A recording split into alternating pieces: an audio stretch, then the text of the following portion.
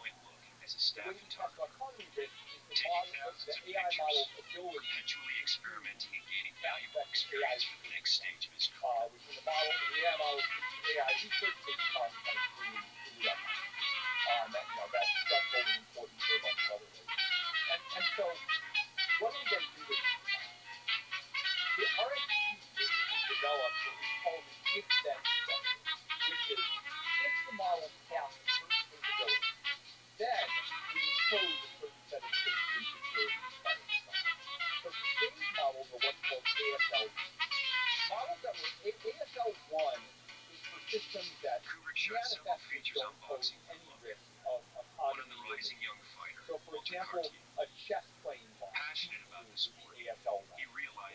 manifestly the case that you can't use deep blue for anything other than chess. It was just designed for chess.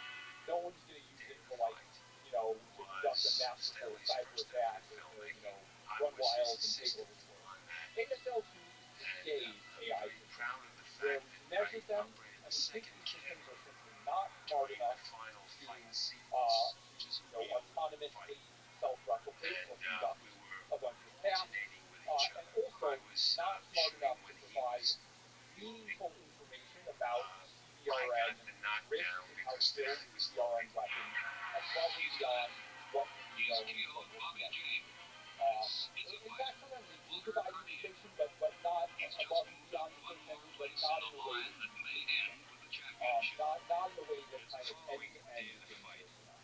So ASL3 is going to be a point at which the models are hopeful enough to enhance the capabilities of non-state actors. Right? State actors can already do a lot more accurately to a high level of proficiency, a lot of these very dangerous, destructive things. The difference is that non-state actors are not doing so. And so when we get to ASL3, we'll take special security precautions designed to be sufficient to prevent theft of the model by non-state actors and misuse of the model as it's deployed. We'll have to have enhanced filters targeted at these particular areas. Cyber, bio, and model autonomy, which is less of a use risk and more risk of the model doing bad things itself. ASL4 is getting to the point where these models could enhance the capability of a already knowledgeable state actor and or become the main source of such a risk. Like if you wanted to engage in such a risk, the main way you would do it is through a model. And then I think ASL4 on the autonomy side is some amount of acceleration in AI research with an AI model. And then ASL5 is where we get to models that are kind of truly capable, right? They exceed humanity in their ability to do any of these tasks. And so the point of the if-then structure commitment is basically to say, look, I've been working with these models for many years, and I've been worrying about risks for many years. It's actually kind of dangerous to try both. It's actually kind of dangerous to say this model is risky, and people look at it and they say this is manifestly not dangerous. Again, it's the delicacy of the risk isn't here today, but it's coming at us fast. How do you deal with that? It's really vexing for a risk planner to deal with it. And so this if-then structure basically says, look, we don't want to antagonize a bunch of people. We don't want to harm our own, our kind of own ability to have a place in the conversation by imposing these very onerous burdens on models that are not dangerous today. So the if-then, the trigger commitment, is basically a way to deal with that. So to say, clamp down hard when you can show that the model is dangerous. And of course, what has to come with that is enough of a buffer threshold that you're not at high risk of kind of missing it. It's not a perfect framework. We've had to change it every we came out with a new one just a few weeks ago, and probably going forward we might release new ones multiple times a year because it's hard to get these policies right, like technically, organizationally, from a research perspective, but that is the proposal. If-then commitment and triggers in order to minimize burdens and false alarms now, but really react appropriately. Believing the timeline for ASL3 is several triggers and bottles and burdens and timelines. Yeah, so that is hot information within the company. We are working actively to prepare ASL3 security measures as well as ASL3 deployment measures. I'm not going to go into detail, but we've made a lot of progress on both, and we're prepared to be, I think, ready quite soon. I would not be surprised at all if we hit ASL3 next year. There was some concern that we might even hit it this year. That's still possible. That could still happen. It's very hard to say, but I would be very, very surprised if it went to things. I think it's much sooner than that. So there's protocols for detecting it, the if-then, and then there's protocols for how to respond to it. Yes. How difficult is detecting